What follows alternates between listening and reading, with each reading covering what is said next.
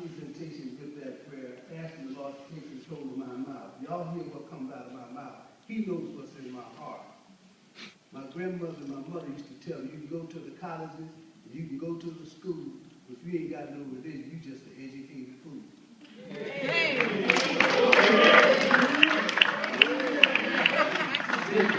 Appreciation of what they tried to do to raise me in the fear and admonition of the Lord. I opened all my presentations with that prayer. What I clicked. Give you some background on me. Now, I went to Wadsworth Elementary School, Carver Junior High, then we moved across Slauson, so I went to Edison Junior High, from Edison to Fremont, got kicked out of Fremont to an all-boys school called Jacob A. Reese. It's called Bethune now, it's over on Broadway and 69th Street. And back to Fremont, graduated from Fremont and went to LA Metropolitan College of Business. It's now called LA Trade Tech, but it was LA College, Junior College, Metropolitan College of Business. From there, I went to Cal State LA, and that's where I got my Bachelor of Arts. Click. From there, I went to UC Irvine, got my Ph.D. in comparative culture with an emphasis in comparative linguistics, and I'll get into more about what comparative linguistics is. Click. I did the linguistics gave me an opportunity to study anatomy and physiology of hearing, as well as you had to study the anatomy and physiology of speech. So as a result of my coursework in audiology, I got a certification as a registered school audiometrist, and so that's my audiometry license or certificate. There's my California credential for community college instructor, and you see it's valid for life. Get a life credential, you really have to be stellar in what you study, and so my area is in the social sciences. From there, I did postdoctoral work at Mount San Antonio College. I'll explain why I did that. When I did my linguistic study of language acquisition, or what they call psycholinguistics, I did it at an elementary school in 1972-73 in Santa Ana, California, at Monte Vista Elementary School. By the 1994, things had really changed in terms of child play and child development. So I did postdoctoral work because when kids played supermarket in the 70s, they had cash registers. In the 1990s, kids play supermarket and they say, "Whoa!" because that laser beam coming up out of the counter just shows you one difference that exists when children play. And so those differences, I give you the expression, yesterday's score don't win today's ball game. You can't go try to propagate information with something that happened in 1974 and here it is 1994. That's the point I'm making. So that's why I did postdoctoral work in child development at Mount Sac and got another degree, associate in science degree. My first degree was associate in arts. This is associate in science. Click. I did postdoctoral work at UCLA and got a certificate or diploma in gerontology. That's the study of aging. I turned 50 in 1958. No, I turned 50 in 1998. In 1998. And so I said, well, now this half of it, I'm going to see what the other half is about. So I studied gerontology. That's the study of aging. And so I got positioned as a professor of medicine on the basis of the fact they were trying to create a geriatrics residency program at Charles Drew University of Medicine and Science. And so that's where I wound up as a professor of medicine and clinical linguistics. What I'm going to present today is entitled The Science of Linguistics in Teaching ESL to African American Pupils. What is the science of linguistics? Click. You don't have a lot of time, so let's run it. Webster's Dictionary defines the word linguistics as, you see, the study of human speech, including the units of nature, structure, and modification of language. That's a general description. In this book on descriptive linguistics, they give a more full definition. Back up some, we'll pass that one. Linguistics is still such a recent science that as a linguist is often asked the questions like introductory chapter. What is linguistics? Other questions he may be asked to answer are, why study linguistics? What does a linguist do? To answer the first question, the linguist may reply, linguistics is the scientific, that's very important, study of language. Click. In this book, A Dictionary of Linguistics, they go a little further into explaining linguistics. The scientific study of language. As an academic discipline, development of this subject has been recent and rapid, having become particularly widely known and taught in the 1960s. This reflects partly in the increased popularity and the special interest in the study of language and communication. Click.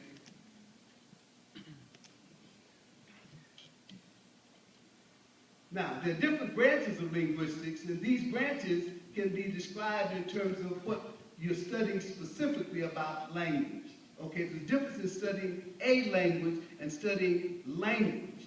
All human language begins as a thought. Vocalizations and gestures are just ways human beings transmit thoughts. And so when you study linguistics, there's a scientific method of studying the phenomena language. What is language? So we have a diachronic, that means two periods in time. Old language from a long time ago, studying the hieroglyphics, as they call them, or the Nigritian, or studying modern linguistics and studying the advances that are occurring right today in linguistics. That's called synchronic linguistics. Synchronic and diachronic linguistics, then, are two periods in time. Okay? In this book on contemporary linguistics, they point out that all language has a grammar. The grammar, as I said a minute ago, is what's going on in your head. You have thoughts in your head, and when you start making noise, you're trying to transmit those thoughts using sounds. Click.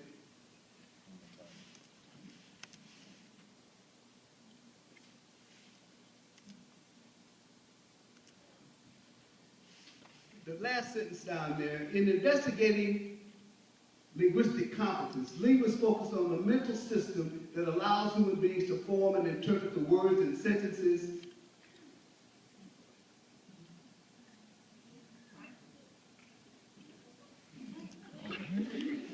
of their language. This system is called a grammar. He's tweeting and twitching over there, so he ain't keeping up with me. Okay.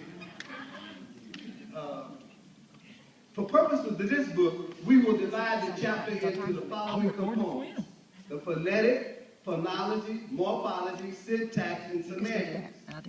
When you look at the word, let me back up.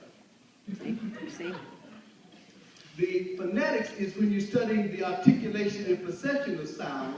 Phonology is the patterning of speech sounds. Morphology is word formation. Syntax is the sentence formation, and semantics is the interpretation of words and the interpretation of sentences.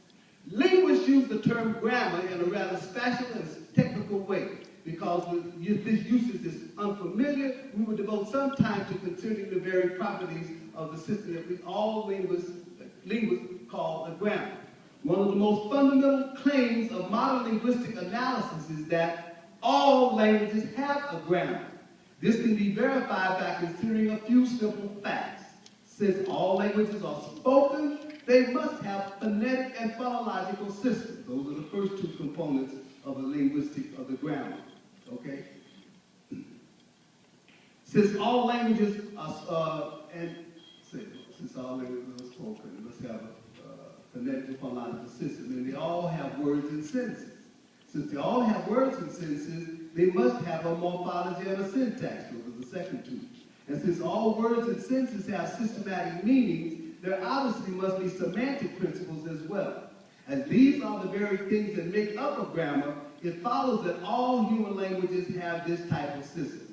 So when linguists study language, they study the phonetics, the phonology, the morphology, the syntax, and all of these words I'll explain in a minute, of a language that's going on in your head.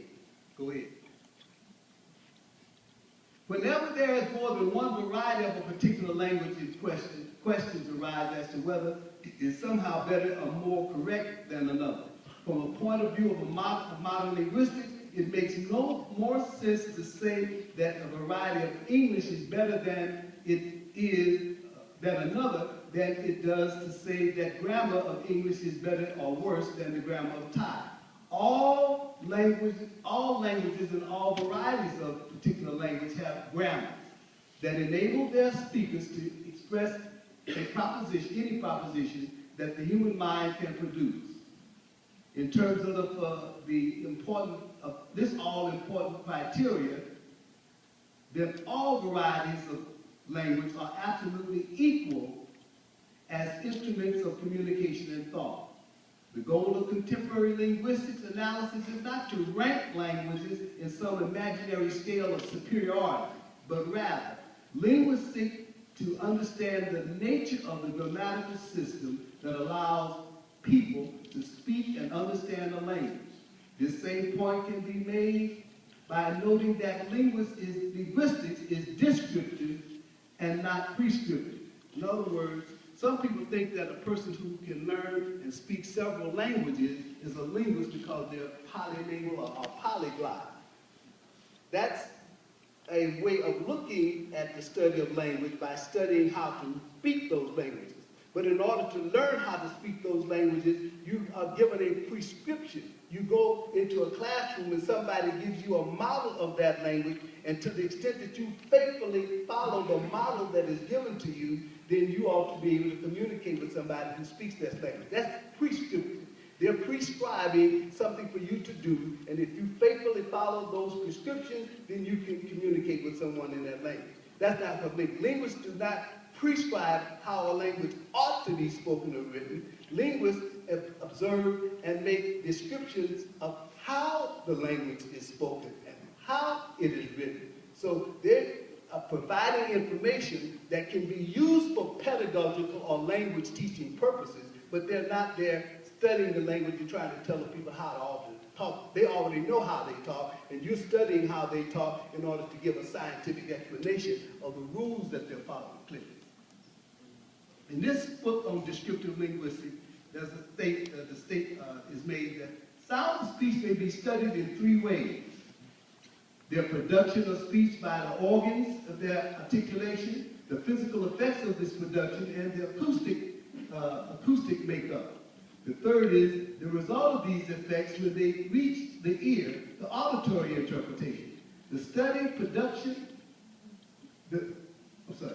production or articulation of speech sounds is called, or is known as, articulatory phonetics. Study of the physical effects on the surrounding air known as acoustic phonetics. Study of the results of these effects on the ear and nerves leading to the brain and the section of the brain is known as auditory phonetics. In this book on the auditory phonetics, these are the sagittal cut of the face. Linguists have to study anatomy and physiology of speech. You see the speech organs are divided into three cavities: the nasal, oral, and pharyngeal cavity. Actually, there are four. There's a laryngeal cavity too, but on this cut here, he only shows the pharyngeal, the oral, and the nasal cavity. In order then to be a linguist, you must know the anatomy and physiology of the human vocal apparatus. The speech areas that are made to make these sounds are divided in terms of what happens when the active articulator, which is the tongue, touches the passive articulators. That can be the teeth, the gums, the roof of the mouth, the back of the mouth, which is called the soft palate, or in the pharynx, which is up above the larynx. Okay, so the hard palate is the roof of the mouth. The alveolar ridge is the gums just above the front teeth. Then you have the teeth themselves, they're called dentals. Then the lips. And so when linguists describe speech sounds, they describe the sounds in terms of the place and manner of articulation. A sound can be made by different parts of the vocal apparatus. When I talk, I can make my vocal cords vibrate, and we call the sounds made by the vocal cords vibrating voice sounds. But when I talk with a whisper, I'm holding my vocal cords apart, and all you hear is air. You hear the air, but you don't hear my voice. The reason you don't hear my voice is because I'm not making my vocal cords vibrate. All right, so we have voice and voiceless sounds, and that's the way linguists and speech pathologists, ENT physicians, ENT meaning otorhinolaryngologists, that's ear, nose, and throat physicians. They all use the same language to describe the organs of speech. Click. So if you go into linguistics, or if you're going into medicine, if you go into any part of the allied sciences or health sciences, you're going to need to know the terminology. You are the concept that you understand. And the way you demonstrate your ability to work in that field or your facility with these concepts is your knowledge of the terminology. Click. This is a sagittal cut, and that thing is in the way, so let's click beyond that one. In acoustic phonetics, click. The speed at which vibrations propagate through the medium is called the velocity of the wave. We can determine this velocity in water surfaces by observing the movement of water of a wave crest. Water waves move slowly, only a few miles per hour. Sound waves travel much faster, 1,130 feet per second, okay, at sea level. This corresponds to some 770 miles per hour. How fast does sound travel at sea level? 1,130 feet per second. What is 1,130 feet per second? 770 miles an hour. 770 miles an hour. Don't forget that because it's going to come again. Click. All right. In this book on speech and hearing science, the author makes the point that, this is only the second paragraph, the anatomy and physiology are very old sciences and their language from the Latin or Greek roots. An example of the root is part of which we get to transport, export, import. A root plus a vowel constitutes combining form of the terms thermo and micro and speedo. All of these terms have an origin in the Latin language. Click. So he suggests that anyone interested in anatomy and physiology will find in medical dictionary a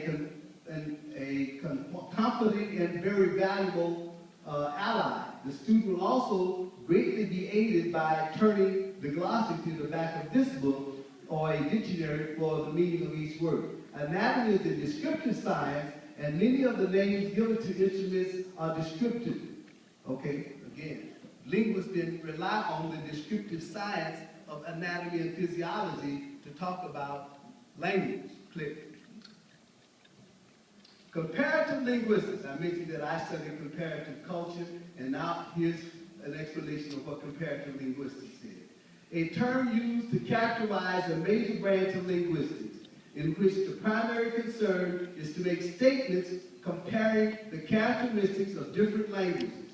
Okay? Dialects or varieties of the same language or different languages, or different historical states of a language.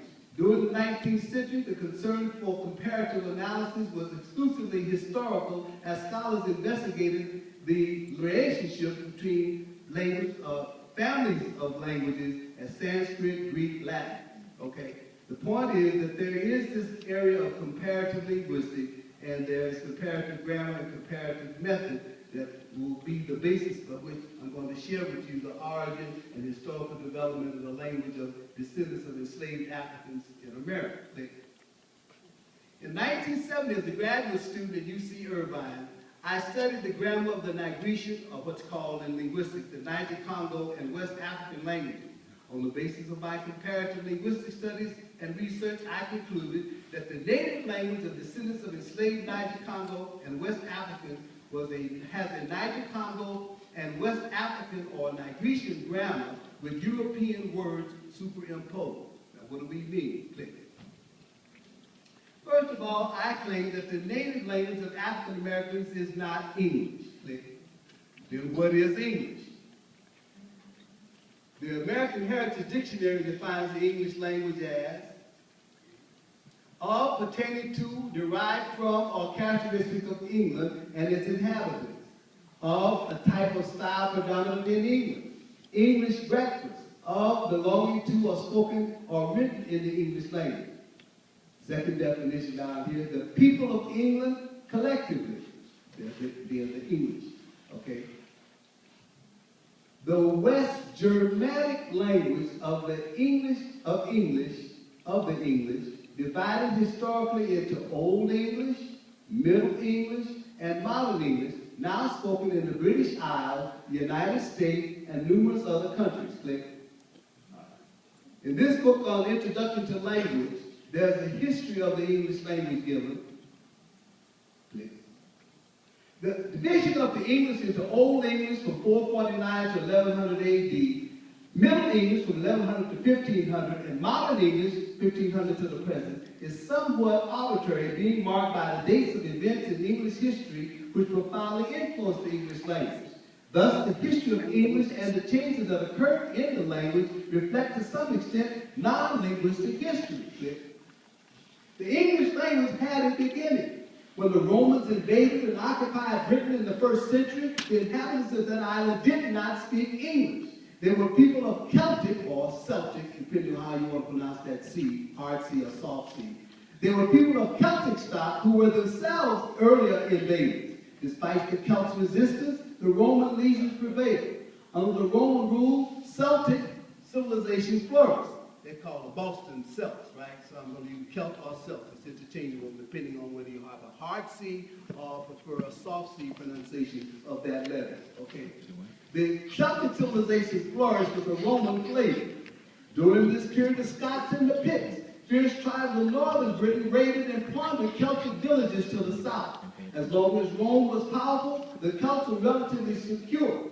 As the strength of the Roman Empire waned, Roman troops were withdrawn, and by the 5th century AD, the last Roman legion had dissolved. The Celtic king Bertibern of Britain hired mercenaries to repel the Scots and the Picts. These hired soldiers were the Jutes, powerful warriors of Teutonic origin. After beating back the invaders, the Jutes proceeded to disfranchise their Celtic employers. This was and settled down on the rich and fertile island. The year was 449 AD.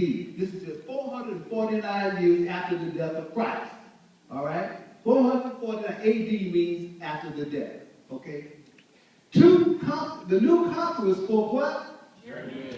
Other German-speaking peoples arrived to occupy and settle the lands left vacant by the Celts, who fled to Wales, Cornwall, and the west coast of France.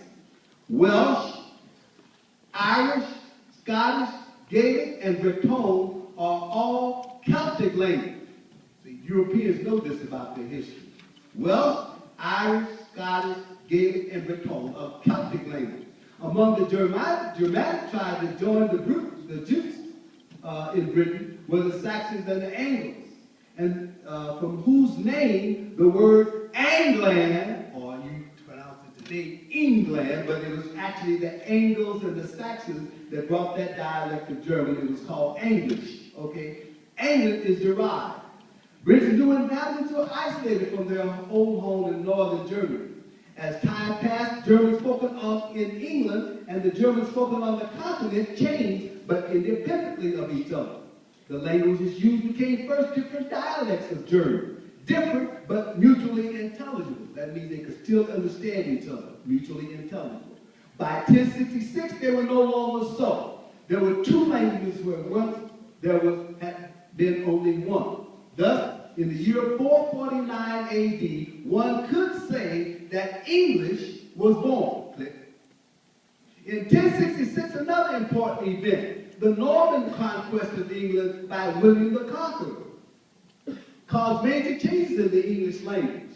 French was used as a state language since the French-speaking Normans were the ruling class. That means the Catholic Church, the royal court, diplomatic affairs, everything was conducted by the rulers who were French over the British people or the English and Celtic people who were still on that island.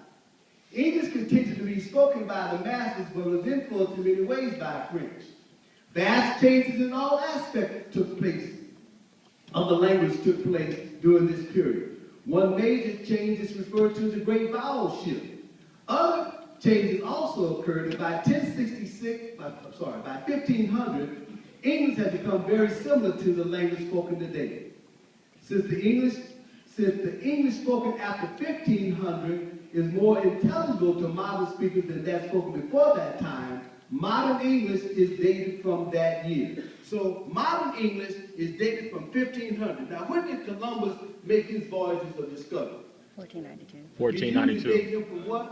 1492. 1492. 1492. Subtract 1492 from 1500. How many years is that? 8. 8 years. So we ain't talking about ancient history. This is 8 years after, and that's how you date modern English. In this book on English, building English skills, there's some more discussion about the modern English and the history of English. There are more than 500,000 words in the English language. Where did they all come from? We could give a quick answer to the question by saying most of the words of English are borrowed from other languages. Now, I prefer the word adopted because when people borrow something, they intend to give it what? So if you ain't gave it back, you must have adopted it. You kept it, okay? So they are borrowed from other languages. There's more to the story than that, however. To tell the whole story, we have to begin with prehistoric times. About AD 500, that's 449 AD, 3 tribes of people were living in northern Europe. They were the Angles, the Saxons, and the Jews. They spoke a West Germanic language. The linguists call their language Anglo-Saxon. We think of Anglo-Saxon as the beginning of the English we speak today. In fact, some words used in Anglo-Saxon are still used in English today. We call them native English words. At the beginning of this chapter, we said that most English words have been borrowed from other languages. The rest are native English words. Of the 500,000 words in the English language, this is modern English now, only about 15% are native English words. The English that is spoken in Great Britain, the received pronunciation as they call it, that means what's acceptable in the royal court. Modern English has 85% of its vocabulary from French and Latin. Yet English is classified as a Germanic language. You saw that in the definition that was given by the American Heritage Dictionary. Okay, click. Having established the fact that based on the criteria of continuity and the rules of grammar, English is a Germanic language with Latin, French, and Greek words superimposed, let us turn now to the language of descendants of enslaved Niger-Congo Africans and examine the grammatical structure that I contend is scientific linguistic evidence that the language of descendants of enslaved Africans is a Niger-Congo African grammar with European words superimposed. In this book, Africanisms of the Gullah Dialect, Lorenzo Turner says, the slaves brought to South Carolina and Georgia direct from Africa came principally from a section along the west coast extending from Senegal to Angola. The important areas involved were Senegal, Gambia, Sierra Leone, Liberia, the Gold Coast, Togo, Dahomey, Nigeria, and Angola. Today, the vocabulary of Gullah contains words found in the following languages, all of which are spoken in the above-mentioned areas. These are the ethnic groups. Europeans call them tribes. We lived in villages and cities and towns, and the ethnic groups of these villages and cities and towns had names, like we have Covina and Hacienda Heights and Culver City. They had names for their villages. The Wolof, Malinke, Mandinka, Bambara, Fula, Mende, Bai, Twi, Fante, Ga, Iwe, Fon, Yoruba, Beni, Hausa, Igbo, Ibidio, Efi, Congo, Umbundu, Kisumbundu, and a few others. Now write these down. Write these down because I want to show you that if we spoke, back up. Back up. I want to go back to the names of those. You got to hit it twice for some reason they go blank. Y'all got a pen? Somebody, just one person can write them down. Just get them right quick. Wolof, Malinke, Mandinka, that's also called Mandingo. The Fula, Mende, Bai, these are ethnic groups by dialects of West Niger-Congo African languages. The Twi, the Fante, the Ga, the Iwe, Fon, Yoruba, Beni, Hausa, Akusa, They don't pronounce the H. It's Ausa. Igbo, Ibibio, Efi, Congo, Umbundu, Ki, Umbundu, and a few others. Okay, now we go. Click. This is the west coast of Africa, the region that black people were brought here from. You can see where, yes, it's like battery getting weak. Where Fula in Nigeria, you can't see those, so let's move on. This is a modern map of Africa showing the region as it is in the countries as they're named today. But that's the area primarily that Lorenzo Turner was speaking of, where Africans were brought from the west coast of Africa to the Western Hemisphere. Click. The area here that you see, click another again, is called Nigritian on some maps. You see this area here, again, my pointer's out of battery, the battery's going down, so that's Nigritian. Okay? That whole area, this whole west coast of Africa, was where most of the slaves were brought. That don't mean they didn't slide down here and go around and pick up wherever they could find some and kidnap them, but primarily, these are the ones that he has studied, and so he references those ethnic groups for purposes of what we're going to be discussing in a minute. Click. This book on historical linguistics, comparative linguistics, is just the name for historical linguistics. Click. This is the region called Niger-Congo. Okay, that means Niger-Congo goes all the way into, it's not just the coast, but Niger-Congo goes all the way into southern Africa and over into the East Africa. Those are what's called the Niger-Congo languages. Click. These are the groups of African languages that you will find in the Niger-Congo. A large branch of family of Africans that includes the Mende, the Ga, the Twi, and the Bantu languages. Click. Click. In Webster's collegiate dictionary, this is just to corroborate what was said in the American Heritage Dictionary. A language family that includes the Mende, Kwa branches, and spoken by most of the languages people of West, Central, and South Africa. So the Niger-Congo is a large family of languages. In this book called Muntu, An Outline of New African Culture, this German scholar, Jan Heinrich John, traces the languages from West Africa into the Western Hemisphere. You see this map that he provides shows you all of the places that he went, collecting information on the African languages right on up into North America. And he says, click, in the Afro-American world, some hybrid languages have arisen. Hybrid means mixed languages. Creole, Suriname, Papiamento, and others, which are generally designated as dialects. Creole counts as spelled French. Suriname is called Negro English. The vocabulary consists predominantly of European words, but the syntax, that's the sentence structure, and word formation, that's the morphology, follow the rules of African grammar. It is wrong, therefore, to call these languages spoiled English or spoiled French. If one considers the essence of a language to be its vocabulary, Creole and Papiamento must be called the youngest of the Romance languages. Suriname must be called the youngest of the Germanic languages. But if one considers the grammatical structure of a language more important than its vocabulary, then the three languages mentioned do not belong to the Indo-European group. All right, the point that he's making is that you do not classify a language based on the vocabulary. Knowing the vocabulary of a language will not make you a speaker of that language. You must know the rules of the grammar of that language in order to communicate with somebody in the language. Click.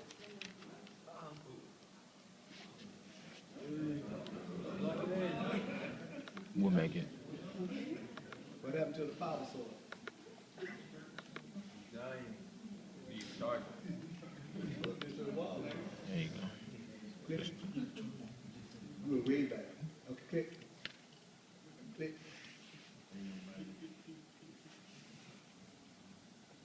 That's okay. Well, stay there.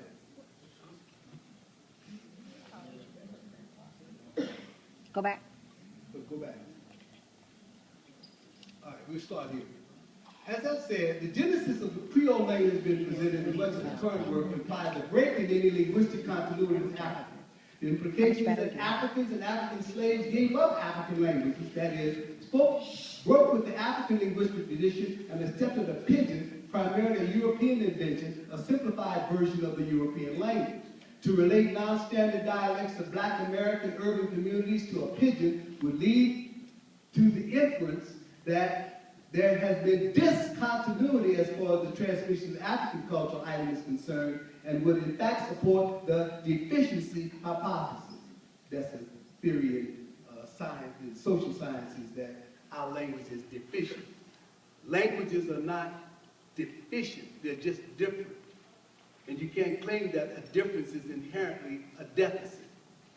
Put simply, since English is classified as a Germanic language based on continuity of the Anglo-Saxon grammar with Latin superimposed, I maintain that in order for the native language of descendants of enslaved Niger-Congo Africans to be a dialect of English, it would have to have a Germanic grammar or English grammar with Niger-Congo African words superimposed.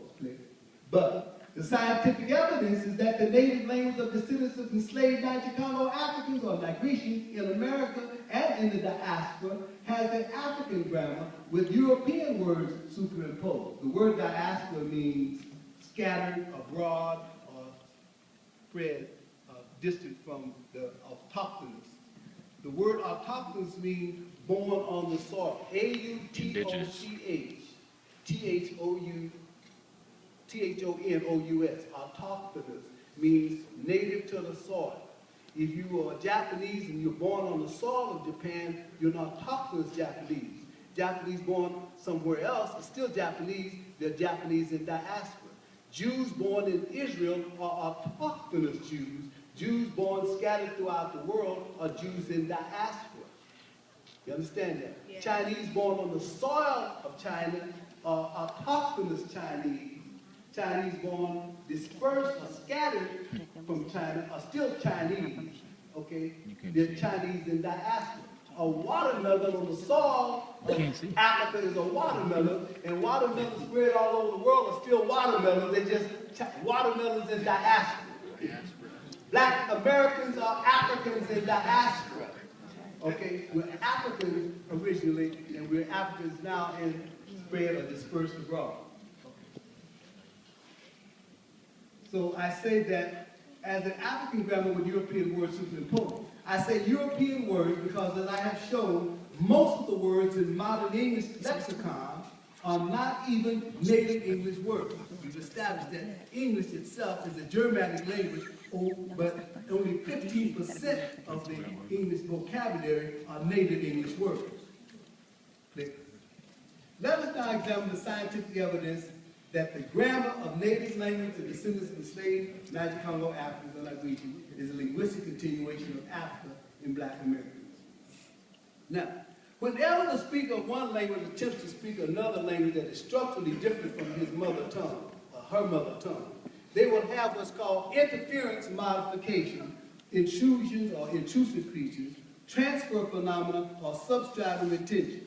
Interference modifications mean that the native language interferes and the target language gets modified wherever it's structurally different.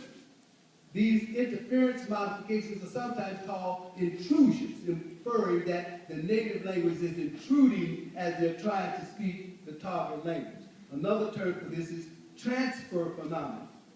I prefer the word transfer phenomena or substratum retention because what's happening is they're adopting those words, but they're not necessarily adopting the phonetics of the target language. And so you see this as an accent when they pronounce certain words or when they try to speak the language, they speak it with intrusions or interference or transfer phenomena from their mother tongue. Click.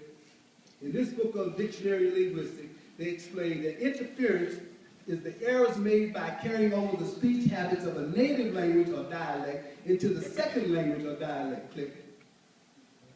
The word transfer, the process of or result of carrying over grammatical forms from one language to another. Language teaching, for example, the patterns of the mother tongue may interfere in the acquisition of those of the foreign language. Click. In this book on learning, click, go back. I show you the source because if I'm lying, I always want you to know who got me lying, okay? This is a book from the Journal of Applied Linguistics, okay? It's on language learning. Click. They talk about the substitution of different sounds for interdental fricatives. Now, interdental means the tongue between the teeth. When you place your tongue between the teeth and say this, that, these, and those, that's called an interdental, and because I snatch my tongue back each time I say this, that, these, and those, that's called a fricative, meaning you're making friction when you snatch the tongue. You put the tongue between the teeth, that's interdental, between the teeth, okay? So he's talking about sounds made, go back.